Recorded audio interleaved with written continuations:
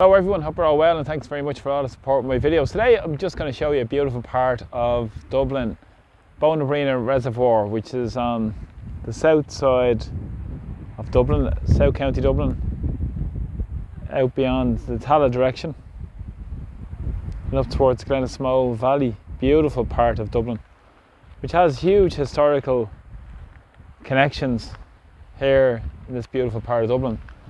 The reservoir itself was built in the 1880s. Now, there were stories that it was going to come back to the mid-1800s, but 1844. Robert Mallet was the man who was commissioned a report about providing much energy for a lot of the industry along the River Dodder, which starts just a little bit up the upstream here, behind the reservoir, in a beautiful part of Dublin, Glenismole Valley. Because there was 28 mills along the River Dodder, which powered so much industry, provided a lot of work for people, enterprise, and obviously profits for the big employers during the mid-19th century. There was flour mills, woolen mills, paper mills, saw mills, laundries, blade mills, and dye mills as well, down around Rathgar and Dartry direction as well. The dye works down there. They went through the city water course as well. And the reason was to provide, as I said, much needed energy, and not to mention the much needed water supply as well. But the mill owners back then objected to the water charge payments, or the payments for water, because it was based on the size of the water wheels, so they weren't impressed with that. Beautiful part of scenery here, isn't it? The Dodder comes down, so interesting due to the size of the water wheel. But it wasn't until the mid 1870s that this decision was made to provide much needed water supplies for Ratmes, of all places. So the Ratmes waterworks sprung up in this area where Bohernabreena is now, because in 1847 the Ratmes commissioner started and the township started, and they decided that they didn't want to use Dublin Corporation's water. So they were using, during that period, it was the Grand Canal was used for a period of time, and also the Reservoir, which is out towards Roundwood in Wicklow, was used for huge amounts of water. So this bill was passed through Parliament, and 100-page bill through the Houses of Parliament, and it was based on the separation principle. So that would have meant that some of the water, the upper lakes, would have used for clear water, which is still used to this day, which goes to Ballybowden, and the lower water, which is more peaty water, was used for the mills, and that was built between 1883 and 1887. You can see the water tower there as well. There's actually a couple of anglers here today as well, as you can just see behind me. A little trout in behind that lake as well, and you can see somebody just wading just a little bit off the beach over that side. So a lot of the water supply of Dublin came from here, and Ratmes came from up at this neck of the woods, which is interesting. Now we see a huge impacts on the lack of water in Dublin. You see during the summer, for instance, there's always issues with various growths around Vartry Reservoir.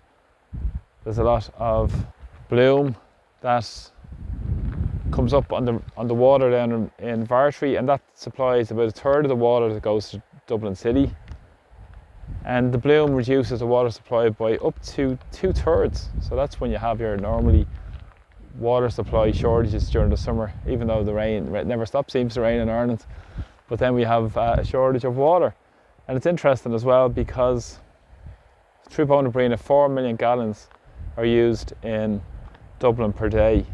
And Dublin has no reserve water, unlike many European cities that have up to 20-30% reserve water features. Dublin have none, which isn't remarkable. So that's why you have your issues during the summer.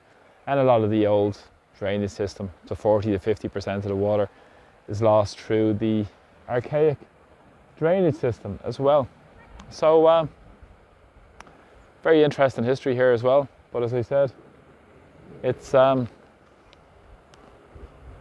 huge issues as well, because currently they're trying to use water now, I think, from the River Shannon to come to Dublin, which is remarkable when you think about the amount of leakages and water wastage through the archaic pipes, which have never been upgraded for many, many years.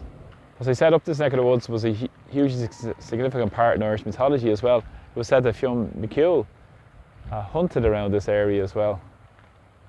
In Irish mythology, famous obviously for the Giants Causeway, where he built it to go across to Scotland, marched all the way across to Scotland, and didn't like the look of the giant that was over in Scotland, so hightailed it back to Ireland across the Giants Causeway and covered himself up and became a baby.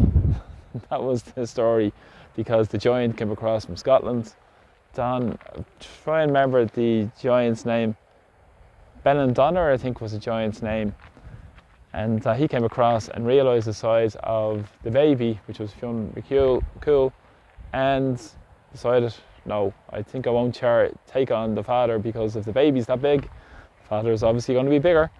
So had a great history, but there's a lot in Irish mythology that he hunted around these woods as well. And you can see the trees behind me as well. A lot of the Scots pines trees and a lot of these forestry was planted around the early 20th century, around 1904. Ash trees and many more as well. Beautiful scenery and beautiful parts of forestry up this neck of the woods as well. And of course there was many storms. Hurricane Charlie is probably the most one that sticks in the public mind back in the mid-80s, 86 I think, and caused huge damage, but would have caused a lot more damage if it created by the huge overspill from the embankments nearly. If they collapsed and overspell, would have led to huge issues in terms of loss of life and loss of businesses as well with that catastrophe. But huge history here, beautiful part of Dublin, and take a nice look as we just have a quick glance around again. Down towards River Dodder, which goes all the way out towards Ringsend, and out towards the Grand Canal. Beautiful part of Dublin. So I hope you enjoyed it today, a little walk around this beautiful area. We just finished with a shot of the water tower as well. So thanks for joining me. A great bit of history here in Dublin. Beautiful neck of the woods, and unfortunately we can't see much down towards the city because it's a little bit overcast this evening. So I hope you enjoyed it. Please press subscribe to my YouTube channel. And actually Glenasmole as well, a great history as well in terms of a lot of people and families that lived in this area. And it would have been hugely significant as well as a conservation area, but also because of a lot of the clans, the O'Byrnes and O'Tooles, and many more that roamed up around these parts of Dublin going into the Wicklow Mountains. So well worth a visit if you get an opportunity to get up here. And thanks for all the support in my videos, I really appreciate it. And from Bohernabreena, take care, I'll talk to you all soon. Slán. Bye bye.